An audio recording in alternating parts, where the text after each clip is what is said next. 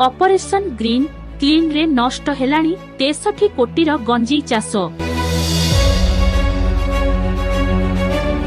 सबुज चहर होब पालटिछि गजपति जिल्लार उक्त 3 थाना अंचल माओ प्रवण अंचल थिला। गंजेई चाषरे माओवादी प्रच्छन्न सहयोग थिबा नै पूर्वरु अनेक बार पुलिस पक्षरु सूचना दिया जाइछि। तेणु दुर्गम अंचल रे पुलिस पहुंचीबा काठिकर पाठ थिला। एबे गजपति जिल्ला एक प्रकार माओवादी मुक्त जिल्ला होइथिबा बेले पुलिस पक्षरु ऑपरेशन ग्रीन क्लीन जारी रहिछि। प्रायतः जंगल जमीरे गंजेई चाष हेउथिबा जोगु प्रकृत चाषींकु चिन्हट करिबारे पुलिस पई समस्या देखा देउछि। गत 2 सप्ताह मध्यरे मोहना ओ अड़बा थाना अंचल रे चढ़ाऊ करी कोटी कोटी टंकार गंजेई चाष नष्ट करिछि पुलिस ओ अबकारी विभाग। मोहना थाना अंचल रे 113 एकर जमीरे 19 कोटी टंकार गंजेई चाष नष्ट करा जाइछि। सेहिपरि अडबा थाना अंचल रे चढ़ाऊ करी 222 एकर जमीरे 44 कोटी टंकार गंजेई चाष नष्ट होइथिबा पुलिस ओ अबकारी विभाग पक्षरु सूचना मिलिछि।